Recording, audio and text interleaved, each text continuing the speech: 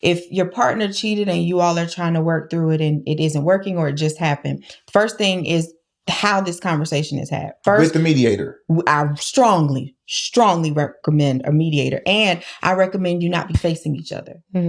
I recommend you sit back to back so you can't see each other and set a timer and the other person is able to speak freely without interruption, without any interjection. So like,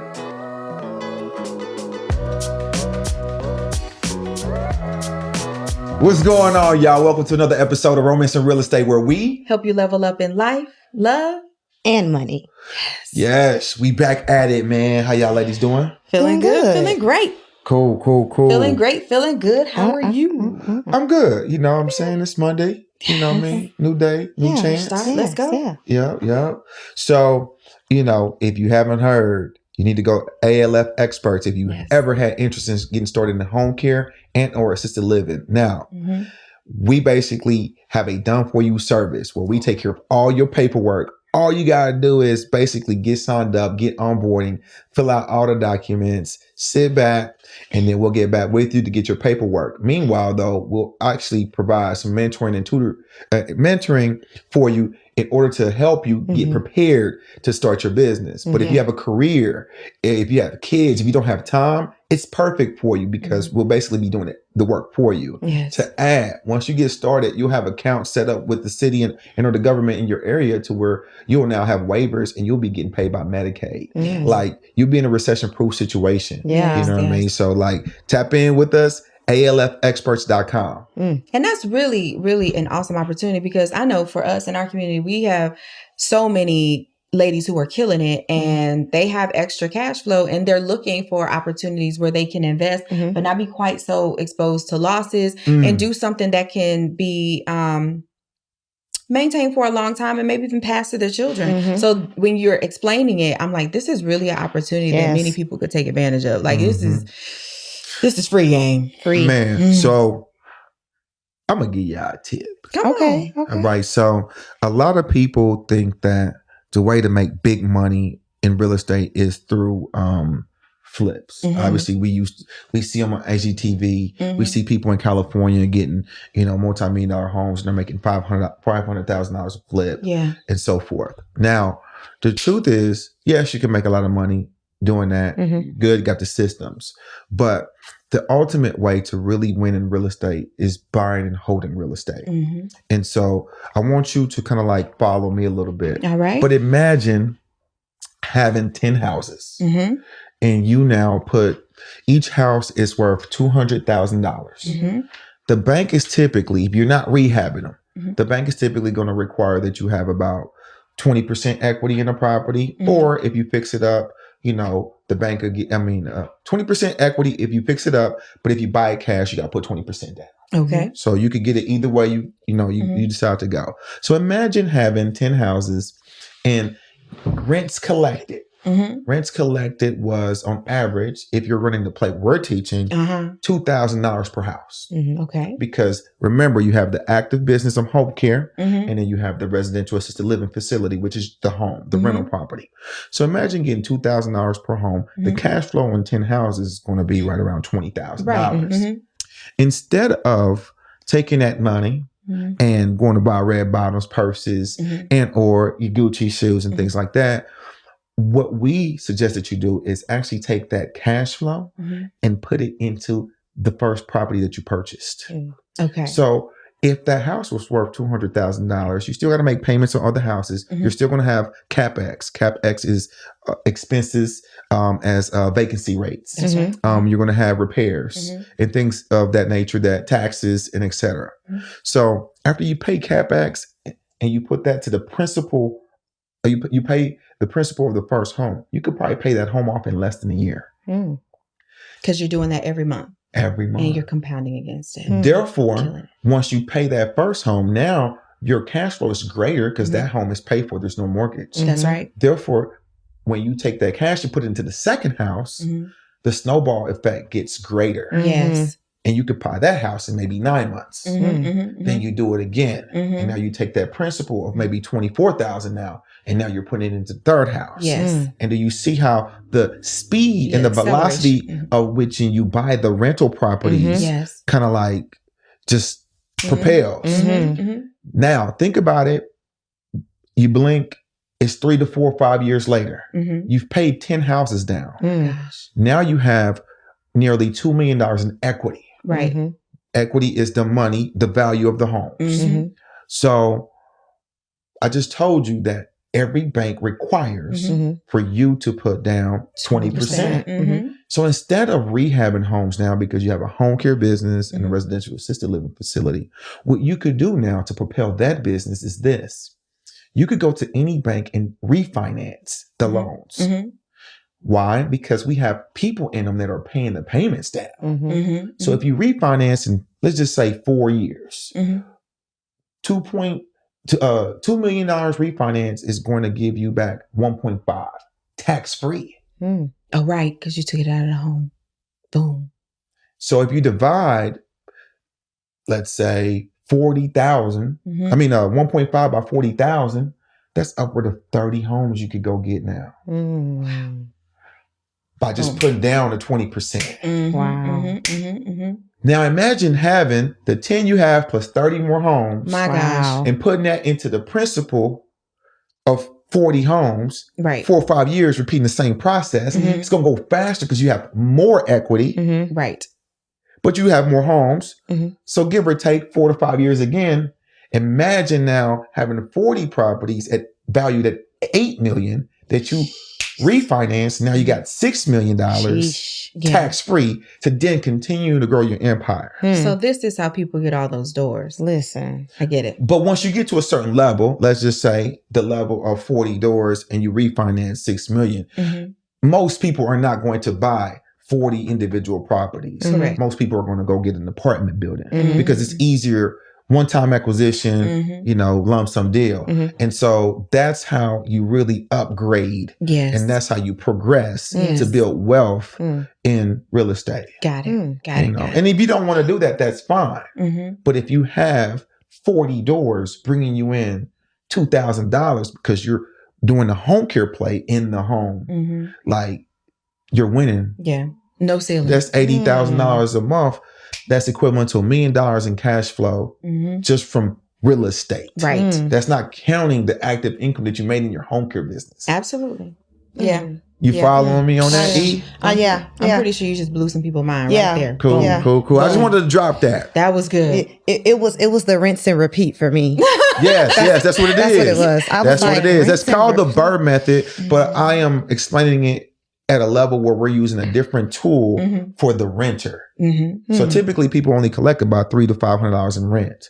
I'm showing you how we use the home care business to then charge the home care business higher rents to pay down the homes. And when you refinance, you're paying less. You're not paying taxes on it. Right. Yeah. That's the play. That got me to thinking, what? When I say rinse and repeat, as it pertains to relationships and romance, do you think that there are instances where we rinse and repeat some of the partners? My goodness. That we have, and we kind of stay in a cycle. Absolutely. And that could be anything from somebody that's a serial cheater, or somebody that continues to mismanage the money.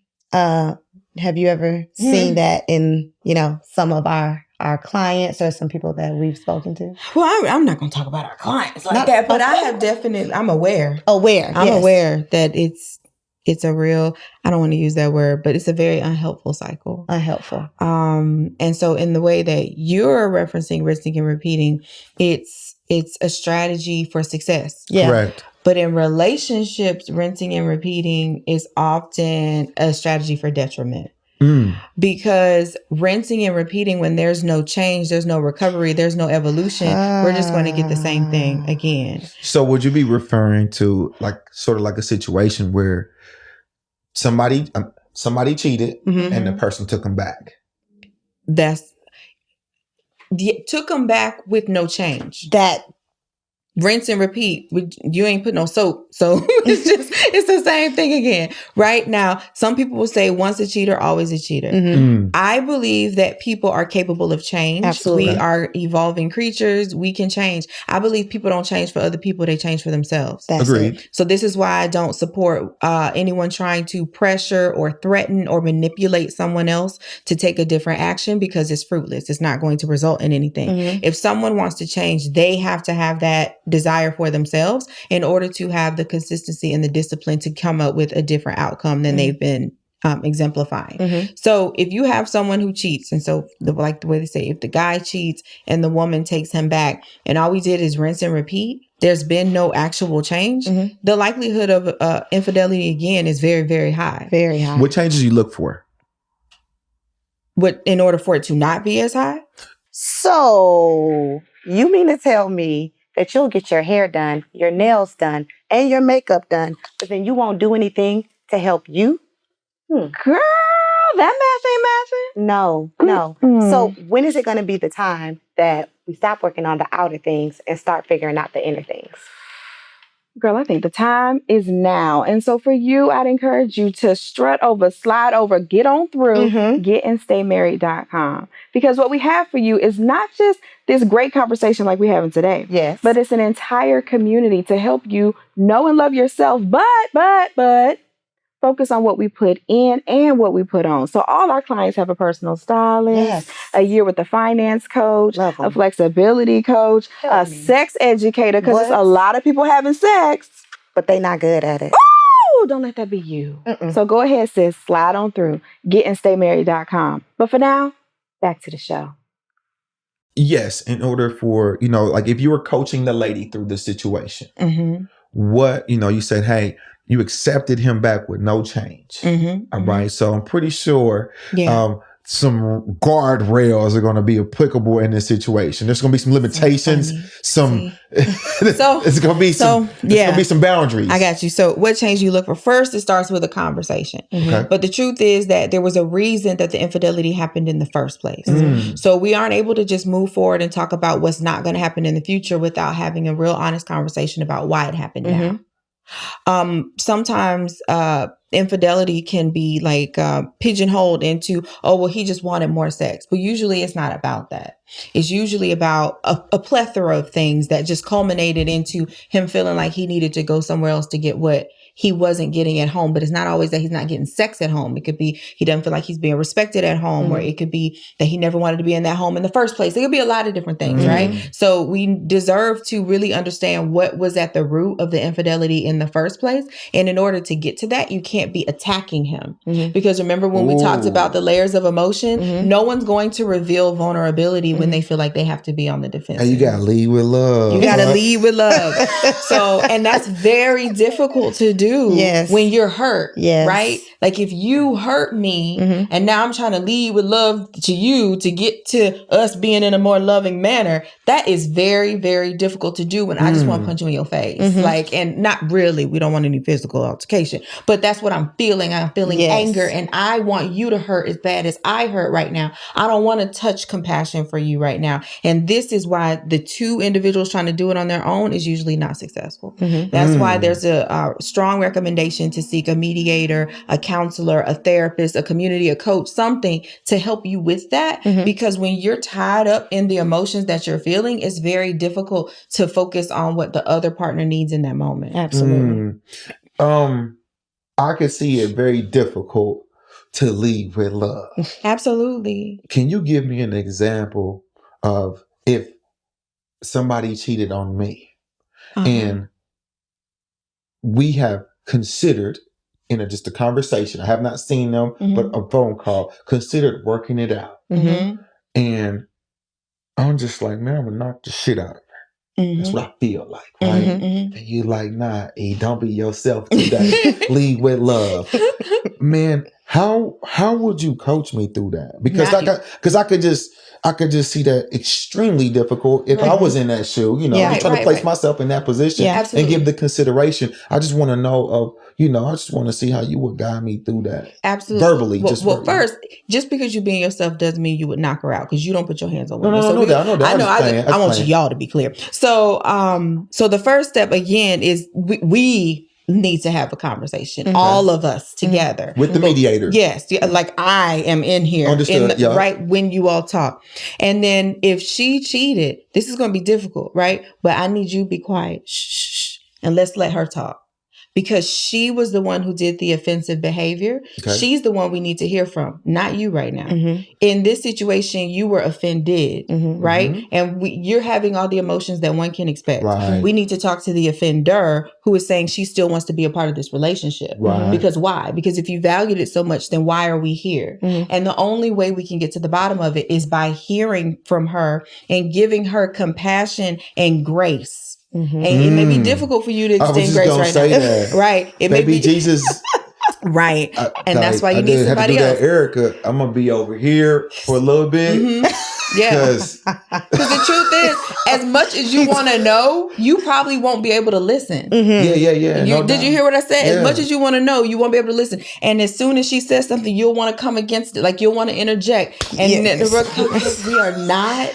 No, you'll want to interject. And so we have to allow her the floor to be heard. Okay. To be heard and understood. Seek first to understand, then to be understood, right? So if we're going to make this work, we need to figure out why she didn't feel comfortable, safe, or that it would be successful to come to you to work out whatever she was going through. Because that's really what happened here. For whatever reason, she went to someone else to act out whatever she didn't know how to deal with. Right? So we need to get to that. And that just requires listening. That's it. Then once we identify what went left, we need to ask her. And so when that happened, what was it that kept you from confiding in your man about what you were going through? Because now this is going to tell you what you might benefit from doing differently. Because it could be she felt like she couldn't talk to you. It could be I tried to talk to you about it and nothing changed. It could be a lot of different things. It could be he's angry. He's aggressive. You're setting the wrong tone at home. You let your mother disrespect me regularly. You don't do nothing about it. So I don't feel like you respect me. And so that really is a reason for cheating? There again a myriad of reasons. People cheat for reasons that have nothing to do with the actual relationship or sex. That is a misnomer. Like it doesn't have to be about that. It could be I've been so stressed at work and you're never around. I didn't even go over there to cheat. I just went over there to have some companionship time, to have somebody to hear me. And it just happened. Yeah. See? And here's another thing, because I know you like to play with me with the guardrails, but it's so common for cheating to happen with trusted friends. You said that before. Right? Yeah. So that's why you have to be very mindful. Everybody has a different situation of if you're very busy and you're working, right? And then your partner is like, okay, well, I'm going to go hang out with Derek, whoever Derek may be, a trusted friend. You don't have to worry about that. We just hanging out. But then that person starts to have more intimacy with your partner than you do because you're emotionally unavailable. And now they have bonds you know nothing about. They're telling inside jokes you don't know when to laugh. They are having more of a fruitful relationship than you are. And that can end up being a threat. A serious threat. And you will feel very frustrated, I'm sure, because you're doing all this work and you think it's for y'all. But it's almost back to the love languages. All this energy you're putting out is not actually satisfying what she desired the most. So that's why, even though it's hurtful, it's heartbreaking, it leads to so many things, what does it come back to? A conversation. It comes back to communication. And this is the one area where we're not putting enough emphasis. We have got to start being able to communicate our truth and our requirements. Yes. And standing tall in those requirements. And if I communicate my requirement, I need you to hear me. Yeah. And not belittle me. Or not be offended. What are ways that people belittle your requirements? Hey honey, I had a long day. Can you just hold me tonight? And then How do you belittle it? No, Yeah, if I'm cutting up, I'm a grown ass man. I'm finna get some. I'm about to, oops, it's in there. Gotcha. Oops upside your head. Gotcha. And I didn't mean to belittle, babe. I gotta talk to her about that. We're not projecting. We're saying this is a possibility. Right. You asked for an example. I want the people to know I'm a human and it's cool. Like, we all are. And I think we spoke about this in one of the earlier episodes, being there but not being present. Right. Okay. So it's like, oh, babe, I want to spend some time together. And you like, yeah, I'm here. It's like, no, but you're not paying attention. Like Ooh, let me tell you, that phone and that TV. My God. Y'all don't understand. That's major. Like, you think for some reason you tell yourself, and I'm not saying it's any gender, I'm just saying people. Mm-hmm. You tell yourself that because I'm physically sitting here with you, that means we're spending time together. But my attention is on the TV or on the phone or both at the same time. And I keep having to ask you, wait, what did you say? Because I'm really not attending to what you are presenting. We're just physically here together. And then you don't understand why this person's just counting down the minutes to go somewhere else. Because and this is where the fellas get it. Because it's like, well, I got all this money. And leading with your money and not love can easily attract a woman who will stay with you for your money and go sleep with someone else and get what she needs. I'm being honest with you. And it seems like y'all don't realize that because it is constantly, we need to get money. And when you got money, you can do this. You got money, you can do that. And you will keep attracting women who are like, okay, well, I'm going to be with you for your money. But when it comes to me getting the love and the compassion and the quality time, this dude over here gives me I think that happens like emotional more often than what people think. Emotional availability. Yes. Like that is a major thing. It's like your body is here, but I am so disconnected. We are so disconnected because emotionally there is nothing in you that is answering what I need from you. Right. Like eye contact, touch. Yes. Like all of those things have nothing to do with your phone or your TV. And the minute you go from here to here, I'm no longer in the room. Right. Right. Sincerity. I need you to be sincerely interested in me and what I have going on. And the moment you lose that, it becomes just rote rehearsal. It's just something else to do today. It's just a box to check. I said good morning. I mean, what? Okay. So you start to really eat at the fabric that is your love. So let's get back to the rinse and repeat thing. So you have a situation where people keep taking their partner back, and you said something that I want to touch on. You was talking about limitations. The moment you try to treat your partner like a child, we got a real problem, especially if it's a man. You cannot manage a real man, period. Men are not to be managed. And so I think that when we talked about what subject to do next, I was like, a lot of men that have cheated, they've been the cheater, came back. I don't know a lot of men that went through counseling, but they're like frustrated though, just because they feel like they have shackles in like the freedom that they used to have, which I feel like is fair. You kind of made your bed a little bit, right? But now it's miserable though, right? And if we've come back together, it wasn't for misery, right? And so the shackles are often associated with the fear of the partner that was cheated on, absolutely, no doubt, and the lack of understanding. So then I have no reason to think it's going to be any different in the future, and that's why it's not helpful. So that's where they didn't have the conversation. But the conversation goes back to without any further change. Like the conversation is verbalizing what the changes will be and how we're going to implement those changes. We keep telling you the family is the business, right? Like you have to keep implementing it. And when have you satisfied the KPI in order for us to do what we were doing before? Sometimes too often we see the rinse and repeat, and we just gonna go right back to the family reunion. We having sex again. We doing everything again, but you didn't resolve the issue. So it's still like a slow drip. It's just ding, ding, ding, ding. Before we close out, can you give me two just general SOPs that you would give somebody outside of the conversation to empower them? Empower them to assess or empower them to move forward? Assess. Great question. Yes. So you said outside of the conversation, but stemming from the conversation, Yes. I would recommend, in order to, if your partner cheated and you all are trying to work through it and it isn't working or it just happened, first thing is how this conversation is had. First, with the mediator. I strongly recommend a mediator, and I recommend you not be facing each other. Mm-hmm. I recommend you sit back to back so you can't see each other, and set a timer. We are going to stop all of that. Okay. I recommend you set a timer and the other person is able to speak freely without interruption, without any interjection. So like you get 3 minutes, I get 3 minutes. Yes. Beep.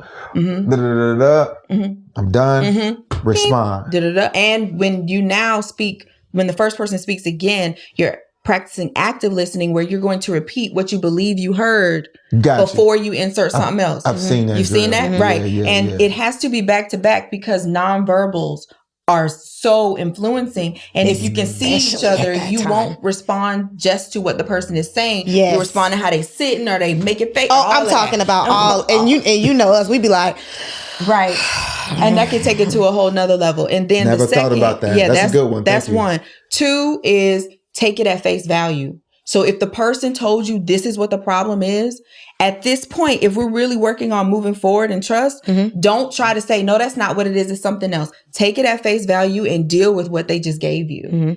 And then before you just go back to doing what you were doing before, ask yourself if you still want to be here based upon the truth you just received. Because you have an option. yes, Right? You have an option. Even if you're married, if it's time for a healthy separation, sometimes you have to do that, because maybe you two got married before you were really prepared. And now you aren't going to be able to just crush it in right now. And you both need to step away from the situation so you don't hurt each other. Not just physically, which I hope there's none of that, but emotionally. I can cause more hurt if I haven't figured out how to deal with me before I'm trying to deal with you. Fair enough. So being honest. I appreciate it. Man, that was some good nuggets right there. Listen. I don't know that most people do that. And that is why most people rinse and repeat. So, hey, if they need to go to like Judge Mathis and have her mediate your situation, where can they call you at to kind of like make sure they got their buzzards and everything ready? Oh my goodness. You know what I mean? And they got their little, what do they call it? With the chairs, you run around the chairs and you got to sit down real quick. musical chairs. Yeah, musical chairs. You got to have the musical chairs back to back. It's the finals. You got the 2 chairs. We won't be doing that. But if you need some support. If you need some support, where can they get it? You can come to getandstaymarried.com or visit us on the Marriage Makeover on IG. That's it.